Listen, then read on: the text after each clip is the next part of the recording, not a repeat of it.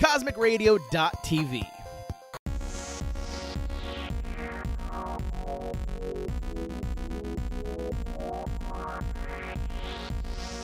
Welcome to Jump Point, where we'll talk the gamut of gaming topics. I'm your host, Roberto Vegas, joined by Bryce Castillo. And today we are talking about Kentucky Route Zero. Yes. We just recently got through all the 3 current acts. And for those who are sort of new to the show, this is going to be very spoiler-ridden. So if you haven't played the game, go grab it from Cardboard Computer. It's on Steam. It's on Humble Bundle. It's $25. That gets you all 5 acts. Yeah. 3 of them are out as we record this. 2 of them will be coming soon. Sometime.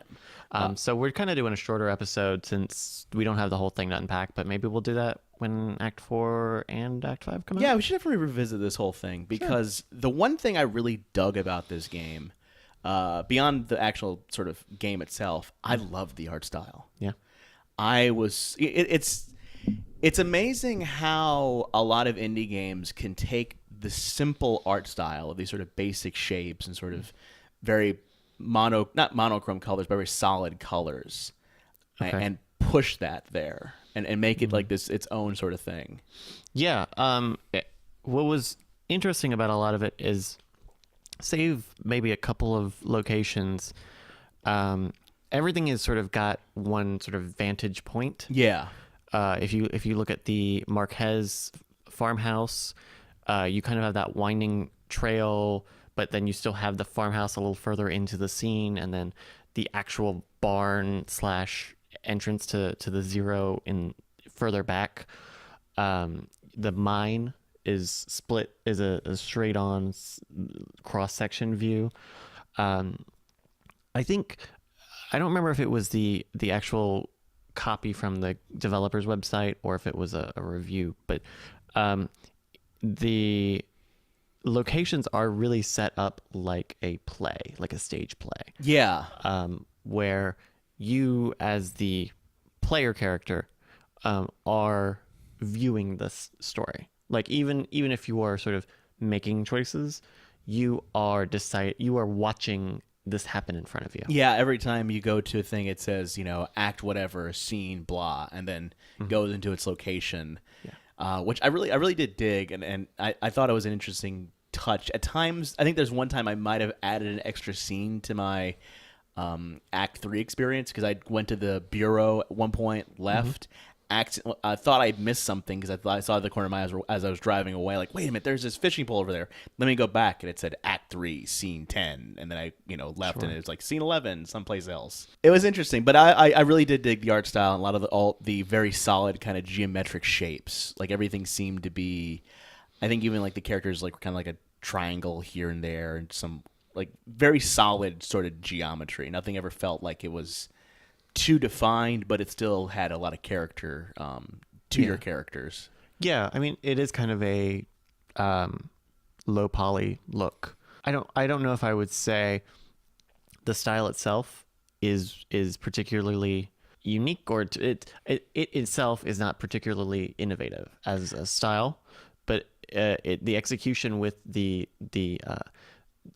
scene layouts, as well as the writing, really do make it an interesting, different looking experience. I mean, the song section in Act 3 is so simple, right? Yeah. But it's really well done, and it's simple. It's simple and tight, I don't know. I'm going to keep saying the same thing. Well, no, because, like that scene, everything kind of fades away and the stars come out and the music does. It's a great sequence. It feels like a music video, actually. It feels like that's what would happen in a movie. We should probably talk a little bit about the actual kind of, for lack of better words, game mechanic, the kind of tell your own story. Sure. How did you think that was implemented? How did you feel about that? Yeah, it's very cool. It's a really cool mechanism, especially going back to visually, you are like sitting in the audience watching this unfold when you are also the one on the mouse making them say stuff, and much more literally than say like any other game where obviously you are in control. But like, it's a little like, maybe it's a little like Gods Will Be Watching, where you are very specifically directing this character. And so to be able to make choices that sort of affect the story in small but meaningful ways, like the name of the dog, whether you choose Blue or if you choose Homer, deciding whether your leg is slow or just hurts, little things like that make you feel more invested. I don't know. What about yourself? Me, what I liked about it was that I really enjoyed how it did the storyline, because ultimately you start off as Conway doing things, but whenever another character got introduced, you got past sort of controlling them. Like, I think one of the moments I really picked that up, I picked it up before this, but one of the ones I can kind of think of was in the distillery there in the basement of the church near the end of Act 3, where you're controlling one of the, like, robot workers or whatever. So even though the characters that you're paying attention to in the story are Conway and Shannon, the character you're controlling is, like I said, the robot character. It's a really interesting way, because that wasn't the first time that happened. Like, there would be times where Conway would come, start talking dialogue to somebody, and you would be controlling somebody else. It was kind of weird, because I never knew who was going to control, but it was really cool of that's how they push dialogue along. That it wasn't simply just you selecting what you're going to say. It's that, oh, you're now on this person's end and you're controlling their conversation. And it'd be even things like a phone call where just you hear like inquisitive, like you just hear murmurs and whatnot just to see what other dialogue came up. Right. The same thing with Johnny and Junebug. Yep. Where the second you see them, you take control of them. And it's, as a tactile element, it really makes you focus more on the game. It makes you focus more on the writing, because you're not just Conway who makes dialogue decisions. You might, like, literally between your dialogue options is not just different things one person could say, but different people saying something specifically. Like, even when it is generally unimportant. Like I'm especially thinking of when you meet Johnny and Junebug, and any one of the three characters you've got with you can respond to their answers, and you're always walked over. You don't, the words don't even get out. Yeah. But it's nice. It's characterization through literally not speaking. Well, because, like, the one that surprised me was when we were talking earlier, the whole the lower depths. The lower depths. That whole song sequence, that one caught me off guard, because I'm so used to just like, oh, it's a musical number, I'm going to hear lyrics. And then I see the glowing orange, I go, oh crap, I got to pick lyrics for this thing, or sort of, the base template of the lyrics, and that totally caught me off guard as to picking it, because I was so much more invested in that song. Yeah. Because I could almost, choose the tone of what that song lyrics were going to be, whether it be sad or happy or sort of melancholy or whatever, way more in the depths. It's kind of I was way more invested in that song than I normally would have been. Yeah. Yeah, that whole sequence is almost like a example of everything that sort of Kentucky's Route Zero does really well, is giving you meaningful choices, giving you some less meaningful choices. Yeah. And playing with the landscape really in a really interesting way. Similar, fucking with Act 2, the end of Act 2, when you're going through the swamp forest. Holy shit. You're doing the parallax thing, and you're seeing these like optical illusions. Yeah. And it's subtle at first. It really, you would miss it. And not only is that happening, but like you're playing as Ezra at the time. And so as you're moving through the scene, you are actually progressing time. The actual scene. Yeah. It's great. I'm really excited to see what they do. I mean, it felt, you say it's like a play. It did feel like a play, almost like a movie. Even at times, like as you're going through that scene, you'd hear these sort of these guys playing in the background. You sort of pan by them, sort of this almost Bluegrass kind of band. And it's just really cool because it was very cinematic in its approach. It very much felt like, here's a scene you're a part of. You are able to form whatever the scene is and kind of the dialogue choices, things like that, but you're still part of this experience. So it's really kind of a cool way of interacting with this story and sort of having it. 'Cause I remember, like, my personal favorite part was the very beginning of the game in Act 1, where, you go down the basement and you hear these guys who are playing a game, which is sort of like a D&D thing, but it almost sounds like they're playing the game you're playing.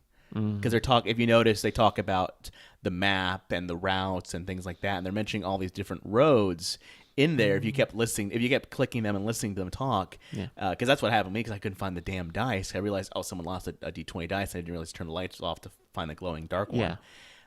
They kept talking about this simulation, this game within there, and it's like, are they talking about like the game I'm playing right now? Because it sounded like that. Because when you get to the road itself, when you finally get to the interface to drive around, it looks like a game. It looks like a game. It's a map. It's Highway 65, but it's not anything else. That's probably one of the cool things I liked a lot, were the interfaces of things, not just simply just clicking around and stuff like that, but like when you get to the zero, it's this Mobius strip as you loop around, and only by the certain things you encounter, you have to kind of rotate back to get to things. It was bizarre but awesome at the same time. Yeah. The map system, it has a lot of supplemental material.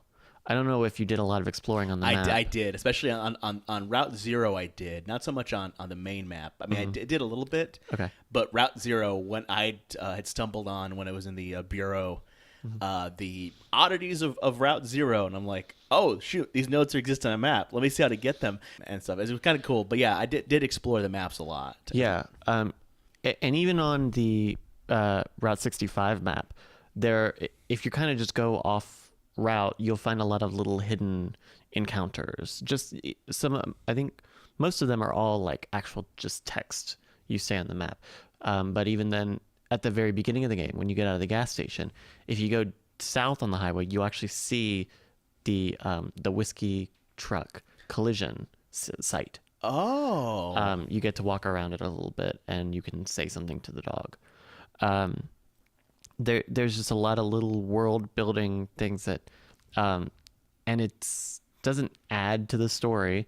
It doesn't say anything about any of the three characters, but it helps build the world where consolidated power is taking over. Well, because there's a lot of those weird things in the world. Like at the beginning of the game in Act 1, the disappearing D&D players, the idea of consolidating power. Like I think in Act 3 and Act 2, they kind of touch on this, that they've owned the guy that fixes your leg, and they are now controlling the billing of that, and you can put it through your power bill, which I found kind of fascinating in general, and just everything around that. Because even I think it is Act 2, the idea of there being a museum of dwellings was like, okay, this is all bizarre and strange, and I like this a lot, and I think that's probably what I like about the game the most, is that. But we should move on and talk about the characters. Okay. Well, let's start with Conway. Conway is a deep guy. Conway's seen some shit. Well, because Conway, like what I like about Conway is that he's got a lot of different backstory layers.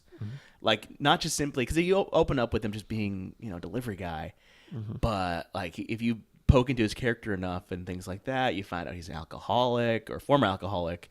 You find out that he's he's got trouble with his family. Yep. That he is at almost retirement age anyway. Yeah. There's a lot that you can suss out or choose to suss out, I guess. Yeah. I mean, if you don't pick it, did it actually happen? That's the real question. But even then, like, there's definitely something going on between him and Lizette. And there, you can imply more or, choose not to. Yeah. I mean, there's enough where things get weird. You think? I think so. I mean, maybe she's not just a family friend / See, the thing is, I would do that, but there were so many, and this is what was weird, is that there were so many choices that I was given. I think the one that really stuck out at me was in the distillery. As you're investigating the the truck and sort of looking around, making sure the tires are fine. Because of the drug you took for your leg, you're given that weird third option. Because you're given the option of like, yeah, tires look good. Oh, this looks fine. Flashing back to something in each one of those. And it didn't click in me because every time I kept picking the other ones. But then I started reading that third option more. And it's in a different font. It's sort of wavy and things like that. And it's all flashing back to, something that happened between him and, I guess, Lizette's kid, and some accident that happened on the top of the roof, which, I would love to know more about that. Oh, you didn't? Oh. Uh-oh. No, that kind of, that seemed like the really easy part. Like, Lizette's kid was on the roof trying to, I don't know, re-shingle the house or something, and he slipped and fell off the roof and died. Well, that's what I figured was that. That's what sort of happened. But it was that there was the thing that it wasn't so much that he died. It was that Conway has some sort of guilt related to that, and that's what I found the interesting thing.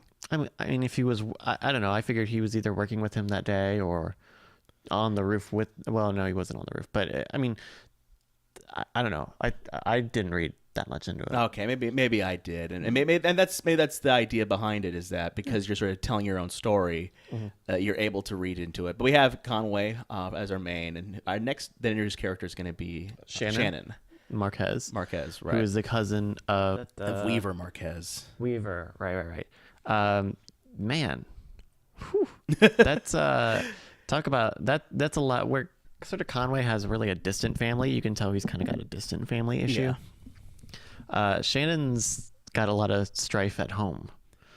Her parents were both miners. Yep. Who were struggling with a very greedy company that they worked for. Yeah, to the point where they had to pay plastic tokens to keep the fans running, to keep air going into the deep mines. Yeah. And then Weaver, who sort of lived with her own parents because they're cousins, kind of had her own set of learning troubles, right? She was on medications and up and leaves one day and then kind of mysteriously appears, but then also mysteriously disappears. Yeah.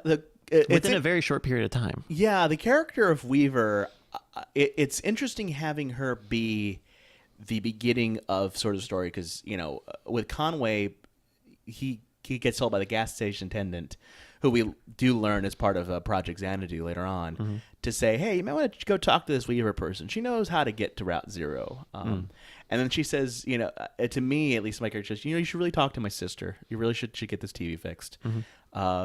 And you end up meeting Shannon, and that all kind of works out. And it's this weird sort of way of doing things, because to actually get to Route Zero, you need to have Shannon to fix that television. Right. And it did occur to me that that's what I needed to do. Because up until that point, everything felt like I was kind of just picking random choices to pick random choices. And then I got there and just like, what? Yeah. But yeah, no, Shannon definitely has a really deep, issues. I think I think one of the best sequence of that is actually in the mines. If you walk out, or at least this is what I got when I walked out. Shannon's like, "Hey, can I go back there? There was that tunnel we didn't go down." Right. And you get to choose who says Conway's going to wait and Shannon's going to go. Right. And yeah, I saw your playthrough and you picked Shannon your first time. Yeah. Did you try to pick Conway? I did not. So what happens is Shannon goes off screen and you kind of just sit in the cart for a little while and you kind of take inventory of all the little things that are around you, and then you walk out. You choose to walk out because there's this super long, like even when you pick Shannon's, there's kind of this quick cut, so there's an indeterminate amount of time. But he gets out of the cart before she gets back, and then they meet up outside. Yeah, that's another sort of interesting choice thing, because when you pick Shannon and you kind of figure you would have more narrative exposition, she finds what is kind of like a memorial, I guess, to these dead miners, and it's like an immediate cutout. That was weird. It was just immediately cut there, and it's it's not the first time I think that was the first time they did it in the game, but they would later do that again in Act 3 with the distillery. When you get to the church, you open up first with Junebug and Ezra. Oh yeah, Ezra's there. Yeah, Ezra's there. You then later on at the end of the game, you get told what happens sequence on the other side of the sequence, and it was kind of cool how they did that with the story a lot with their characters. Yeah. But we get Shannon, then we meet. I think our next character is Ezra, right? Yes. Yeah. Who's I guess like also it's funny how much crap a lot of these people go through, and we don't even realize it because like Ezra's like family just up and leaves. Yeah. But then he also has this gigantic eagle that just like hangs out with him. Yeah, exactly. That helps him move the houses out of the Museum of Dwellings. Yeah, because every night because people can't sleep in these people who sleep in these houses, but they can't sleep in the museum. They need a little bit of nature. Just like at one point, you see what the kid's dressed up as, and he's got like a suit on. Like he looks like a small little guy, but it's just like, oh, it's a kid. It doesn't occur to me. He didn't reflect at first for me being a kid until kind of he started talking about his family just up and leaving, and like, oh man, this is like every one of these stories are kind of heartbreaking in some fashion. Yeah, I would say Johnny and Junebug, you don't get as much exposition with them yet. Yeah, you kind of get a bit of their dynamics with their relationship, where they're kind of in this partially committal thing. With this kind of power dynamic. Yeah. But not a lot of information about their backstory other than that they are these sort of middling musicians. You do get a little bit of Junebug because at one point, at least mine was between Ezri and Junebug during that graveyard sequence. I think basically I had gotten Junebug, I guess, to say that she was more into specifics and things like that. Like she didn't call Johnny her boyfriend. He calls him his cricket or her cricket, which is a lot more specific and kind of a little bit more meaningful to her, and that actually has meaning. So you kind of get a little bit of that relationship, but you don't get a lot about her backstory. I think we probably will come in the next acts. We'll talk about that later. Yeah, I think that'll be interesting. I think let's talk about Act 4 and 5, what we can kind of expect, because I think if we'd only played Act 1 and 2, I don't think we would have expected Act 3. Yeah, but let's take a try. Let's take a because if Act 3 was all about Xanadu and everything else, and almost I think Act 4 and 5 are really gonna help define the Zero. You think? Well, because and this is what really caught my eye in 3 was that they're in the cave system for Xanadu. As they're doing it, and Lula, that the future clerk we'd see kind of in that past, had said, "Hey, I was walking through the tunnels and I found the Zero." And it's not like, and it's almost just like the Zero was this mythical thing or whatnot, but nothing. It was just sort of this highway, right? And knowing that existed there, and that the Zero is this very important portion of the not just the game but the world itself. I mean, we have the to get to the Bureau of Reclamations, you have to go through the Zero. Sure. And somehow the Zero is going to lead to Dogwood Drive for the last delivery. I have a feeling we're going to learn more about the Zero and how everything kind of connects to that, more so than it has already. I think for that exact reason we're not. Oh, interesting. Going to. Okay. I mean, everybody, corporeal or not, seems to accept that the Zero is just is a thing that exists. Yes. Other than Conway. Conway seems to not be in that set of knowing how to get to it or really what it is, but everybody else knows. And I think in the end you're not gonna get a lot of definition on it. Maybe not definition, but more, I guess, more ties to it. Because I did not expect Act 3 to tie in the way that it did to the Zero. Okay. Like, I didn't expect, like, when it came to Xanadu Simulation for it to say, oh, yeah, I found the Zero. And, like, and mention the different lighted things like the antennas or the television or the whatever. Like, I didn't see that coming in that form. Okay. I mean, sure, but the Zero is just kind of a string that ties all these separate worlds together. So I don't know that you would get much definition from it other than to explain why it doesn't physically connect to actual Kentucky. That's all. That's almost good enough for me, because ultimately, the thing I really do think is gonna happen, we're gonna definitely find more about Junebug and Johnny. I have a feeling that there's gonna be some more backstory on them. Yeah, probably. Do you think there's going to be new characters? Because Act 2 brings in Ezra, right, and the Eagle, and then Act 3 gives you Johnny and Junebug. Yeah. 2 more? I think we're gonna have at least one more auxiliary character. Mm-hmm. Like if Act 1 was Weaver, and Act 2, I guess it had to be Act 2 or 3 that had Lula. I think we're gonna get I think we're gonna get one more, and in I think we're gonna get one more auxiliary character, just because as Act 3 is ending, you're getting on essentially a ferry with a giant mammoth as the foghorn. Yeah. Sorry, elephant. It looked like, sorry, not a mammoth, an elephant. I think there's gonna be something there, just because there's got to be a ferry captain of some sort, and I have a feeling that's gonna be one of our auxiliary characters is gonna kind of exist for a bit. I don't know. I think, because Ezra does leave at the end of Act 3.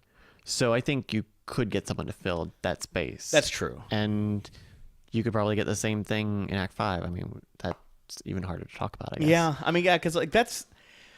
How do you think the final delivery is going to go? To Dogwood Drive. I mean, do you think it's going to be just like a house? Just some house? I think it's going to... You know what? I think... And this is going to be, I'm going to be drawing a little much from my experience in the museum. Mm-hmm. I think it's going to be a barn. Oh. I think it's going to be something like that. I think it's going to be like a barn or some type of very simple house. Okay. Only because there's always, I've noticed, I mean, obviously to get to 0, the barn is what kind of transforms into it. Well, that's only that one time. Yeah, but there's a lot of, even in the dwellings there's a lot of barns and stuff like that. There's one point where Ezra tells a story about, like, well, what did the old man do when he went up there? Well, he went up the closet and he came back down. He said he saw this basement that when, at least my story, I chose that. But he was still fascinated with that house and walked in there like as if it were something from his memory. Mm-hmm. And I have a feeling that somehow the house, even though we've never been there, it's going to be something like that. It's going to be something more meaningful to Conway than he ever thought possible. Okay. That's my guess. Yeah. Maybe, I don't know. Or it could be a computer simulation. Who knows? Yeah. I don't know.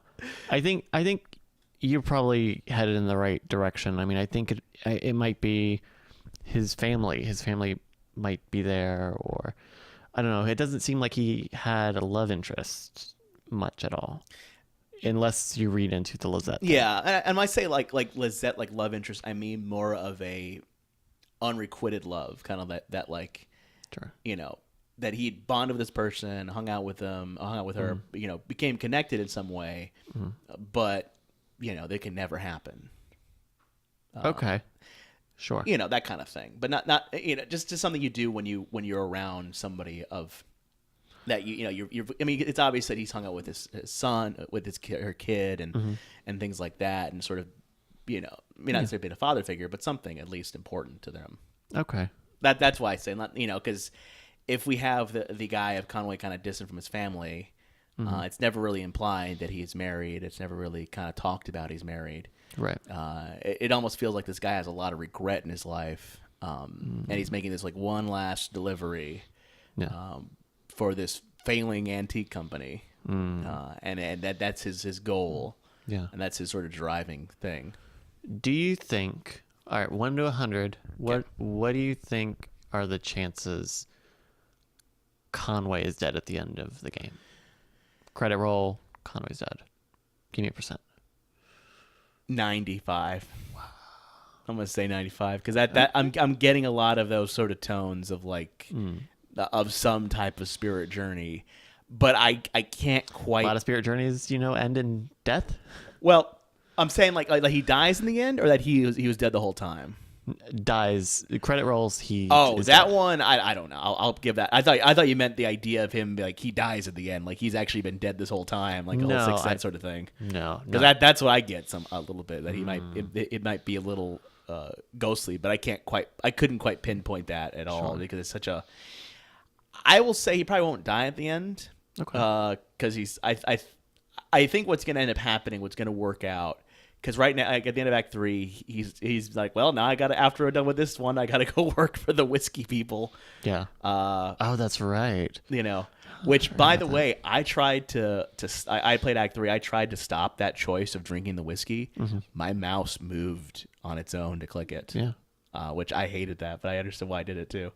I have a feeling that what's going to save him from that is going to be the IOU from Junebug and Johnny. Oh, it could be. Yeah. But honestly, I don't think he's going to die at the end. I think we're going to learn something else about Conway. Either maybe, I'm not saying maybe he's not dead, but that's something else. And only because of how bizarre this game is and how almost dreamscape-like this game can be. Okay. Just from simply the idea of the power company taking over everything to the fact that there's these weird museums and the Zero just seems normal.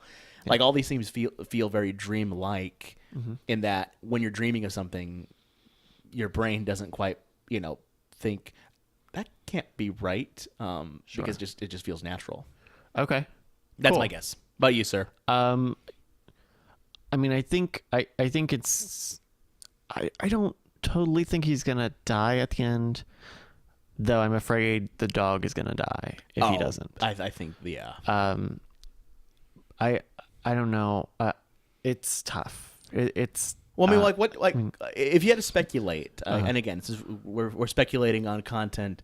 How do you feel it's going to end? I mean, if let's say death's off the table, let's say death doesn't exist, and in terms of like anyone dying, sure. How do you think it's going to end? Like, where do you think it's going to go at the last thing? Like, how do you think that the delivery is going to happen? I think there's going to be a choice element. I think you're almost going to get to choose. I think somehow it's going to be obfuscated, and you're going to get to choose how Conway reacts, but you're not going to know what it is. I think it's going to be something like that, where it's kind of. I think it's going. This is a real cop-out answer, but I think it's going to be something where you are going to get to imply your own reaction to the end of it, because it doesn't feel like a road trip. The journey is the destination. Yeah. It feels more like the end. The end will be built up into because the characters he's with, really, he doesn't have any sort of personal connection with. So it's not like there is going to be any major revelations or changing in the dynamics. Yeah, even the dog is just, it's not even his dog. Yeah. It's Ira's, or it's Ira and Lisette's dog. So I don't know, that makes it hard to think that it's going to be something with his family, just because there's not any room for that to grow.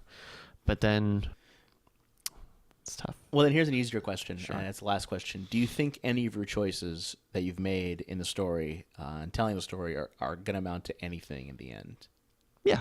Okay. Yeah, I do.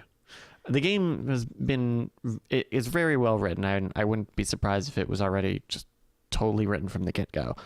But like little things like having the gas station attendant be someone who worked on Xanadu, and you get that hint through an email early on. Like, I think there's a lot of jump forwards and jump backs with the choices that you make. So I think you'll see. I think you'll probably see a couple of things affect what the next two acts. I think so too. I can't wait to play those next two acts. I hope they come out sooner than later. I hope we're not having another 12-month thing. Bryce, always a pleasure doing the show with you. Yeah. Where can people find you online? You can find me on Twitter at Brycas, BRYCS, and check out. This is going to be out before Christmas, so do yourself a favor.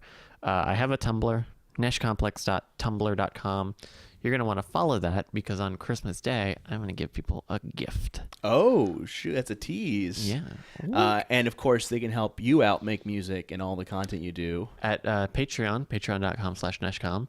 I will say the gift is not anything I put on the Patreon, so don't feel like you're double dipping. They're going to be a different thing.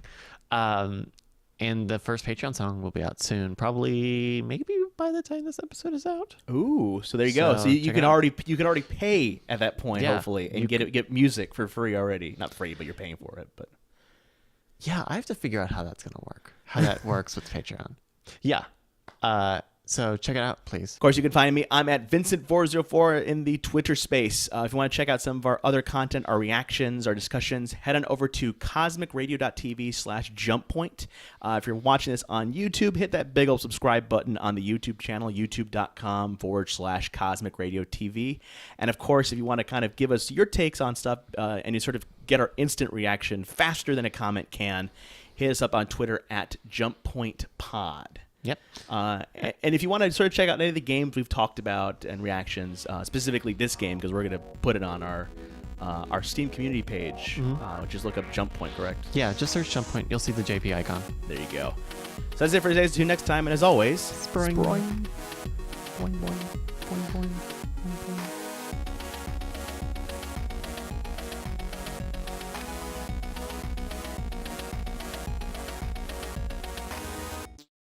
This has been a CosmicRadio.TV production. For more awesome shows, head on over to our website, CosmicRadio.TV.